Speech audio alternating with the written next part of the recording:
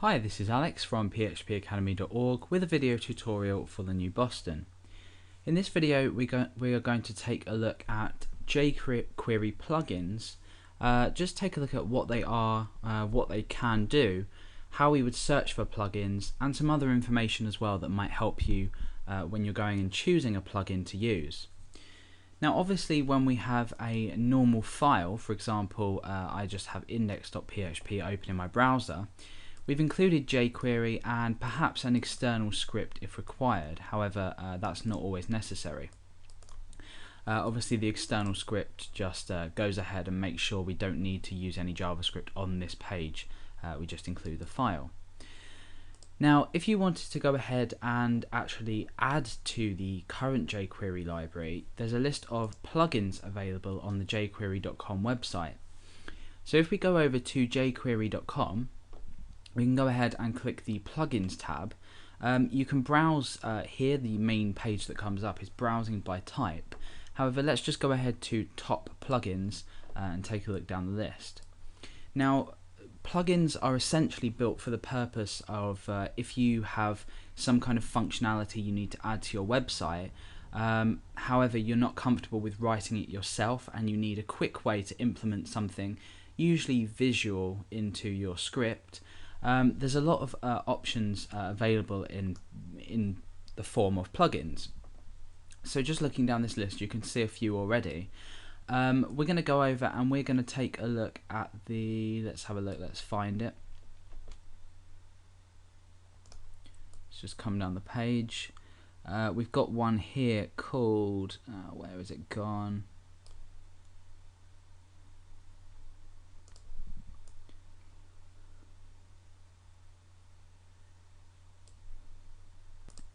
Well, I can't find the original one I was looking for, but let's just go for this one here, the rich text HTML editor. Now once you've found a plugin of your choice, go ahead and read the description. In this case this one is still in beta testing, so obviously looking out for these kinds of things are important. Now you'll often find a downloads link, or you can view the original page that this is from, so it will be perhaps someone's personal blog or something, and then you can go ahead and actually download the plugin. So another way you can do this is to go ahead and just perform a simple Google search for let's say jQuery plugins. Just here we found an article, 30 fantastic new jQuery plugins, 37 more shocking jQuery plugins, and these kinds of results often show you quick demos, so they have quick online demos, as well as linking to the original author's demos as well. These might also not be listed on the jQuery website, so you might find additional jQuery plugins that have been written by people and just posted on their own personal website, for example. And the other benefit is you'll get reviews as well, so people will be reviewing this plugin and giving it a bit of a rating, so they'll probably give it some kind of rating. As well as that, obviously the titles just go to show that they've collected together a good collection of plugins to show to a user.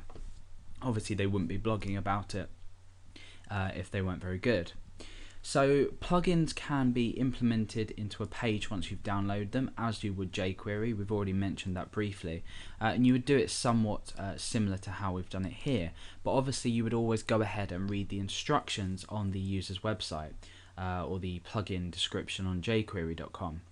Now the majority of the time when server-side processing is required, PHP will be used because it's such an available and easy to write language. So if you are downloading plugins, make sure you check if you have any additional files that might use AJAX requests to PHP documents. So make sure you have a PHP enabled server before you download these, or they'll be no use to you. And make sure you're comfortable with using this PHP processing as well. Obviously there are other web development languages that can be used. However, the majority of the time PHP is the most popular. Another thing to point out is that when you return to, say, jQuery.com, always take a look at the version number as well. We've already noted that this re-editor, rich text HTML editor is in beta testing, and this will have beta just here. So always check back just to see if there's an updated version of a particular plugin.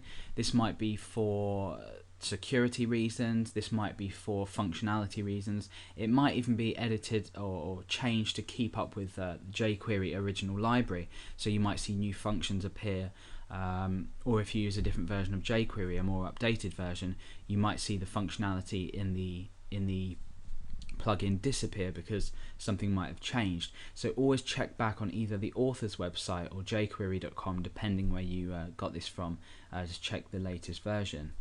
Now the other thing is, if we were return to our text editor, if you were to go ahead and install a jQuery plugin for absolutely everything, for example, there are jQuery plugins that can reference or select a text area and limit the input of text and display how many characters are remaining, for example. Now this is relatively easy to do with jQuery alone, so a plugin might not be required. If you tend to add a lot of plugins to your page, you're going to find it's going to bloat your document out with lots of unnecessary code. So by implementing too many plugins, you might be slowing down your script. So it's probably better to only use plugins where the work can't be done any more quickly than you'd be able to do it, or that might not work as well. So if you're new to jQuery, you probably might feel the temptation to go ahead and install a load of plugins and use them from different parts of the website. Now, apart from the downsides that I have mentioned, you might get plugin conflicts as well, depending on how well the plugins are written. So there are many problems to adding too much JavaScript to a page. You're going to completely decrease the loading time. So only look for plugins that you wouldn't be able to write yourself. Not just saying wouldn't be able to write yourself off the top of your head, but try and research different ways to do things before you go and install plugins. The example I gave, we could create a text area. And for example, say you wanted to limit this to a certain amount of characters. This might be called text. Over in another file, you might go and write something like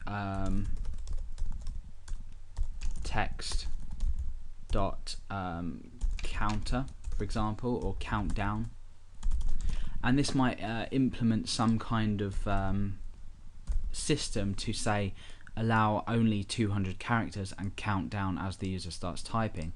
Now we've already looked at a tutorial in this tutorial series where we can do this. Therefore, if you create your own code and go ahead and keep that up to scratch and keep that working well, you are minimizing in some cases minimizing the amount of code you require. Often plugins come with unnecessary styling, and also if you were going to go ahead and write your own plugins or just include your own functionality, for example, in an external JavaScript file, you're also able to style this exactly as you want. You could come over to a style sheet and style this exactly as you want. Not saying that plugins aren't useful, but try to only install plugins where you feel like you wouldn't be able to do anything that would produce the same effect. So that's a quick introduction on plugins. In the next couple of videos, we're going to be picking some specific plugins and we're going to be learning how to install them, just so we can get to grips with downloading and installing and implementing plugins. So that was a quick introduction on jQuery plugins.